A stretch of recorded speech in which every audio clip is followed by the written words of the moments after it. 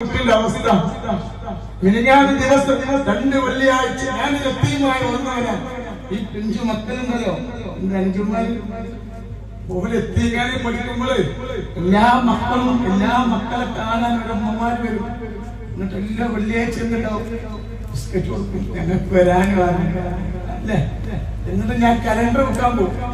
Calendar വെക്കാൻ അങ്ങനെ calendar വെച്ചിട്ട് കിട്ടുന്ന പൈസകളാണ് എന്റെ കുട്ടികൾക്ക് ഞാൻ അന്ന് ഞാൻ ശർക്കര ആരുണ്ടായിട്ടില്ല. സന്തോഷം ഒരുപാട് എല്ലാ മാസം റമദാനിന് എത്തിങ്ങാനില് പിന്നെ ഒരു മാസം എല്ലാവർക്കും പോകാം. പക്ഷെ ഞങ്ങളെ കൊണ്ടുപോകാൻ ആരും ഞങ്ങളെ കൊണ്ട് ഞങ്ങൾ അത്ര കഷ്ടപ്പെട്ടിട്ടുണ്ട്. ഒരു മുട്ടായി മറ്റുള്ള അമ്മമാർക്ക് കൊടുത്തിട്ട് ഓരോ മക്കൾ കൊടുക്കുമ്പോ ഞങ്ങൾ ദാരിദ്ര്യം കൊണ്ട് ഉമ്മാനെ വേറെ കെട്ടിച്ചു, പാപ്പ മരിച്ചു, ആരും നോക്കാനായിട്ട് അങ്ങനൊക്കെ കഷ്ടപ്പെട്ടു വന്നതാണ്.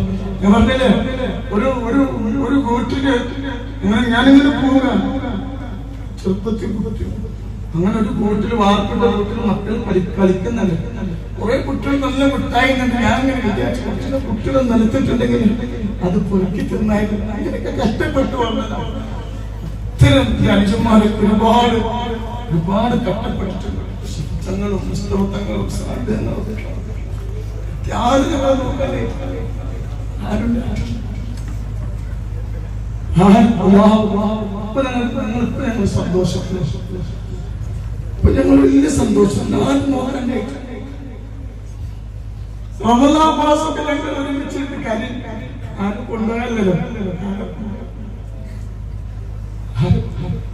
അങ്ങനെ ഞാൻ എത്തിയാണ് കലണ്ടർ വെക്കാൻ നോക്കാം.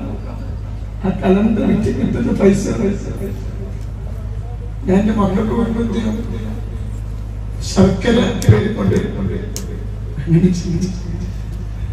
അങ്ങനെ അതുകൊണ്ട് എനിക്ക് എത്തീമിന്റെ വില അറിയാം. എത്തീമിന്റെ വലിയ കഴിഞ്ഞ വെള്ളിയാഴ്ച കഴിഞ്ഞ മേലത്തെ വെള്ളിയാഴ്ച ഒരാളിന്റെ അടുത്ത് കടന്നു വന്നിട്ട് എന്റെ വലിയൊരു സംഖ്യ ഏൽപ്പിച്ചു എന്റെ കയ്യിൽ ഒരാള്. എന്നിട്ട് എന്നോട് പറഞ്ഞു, ഈ പൈസ നിങ്ങളിപ്പോ എത്തിയ മക്കൾക്ക് കൊടുക്കണം.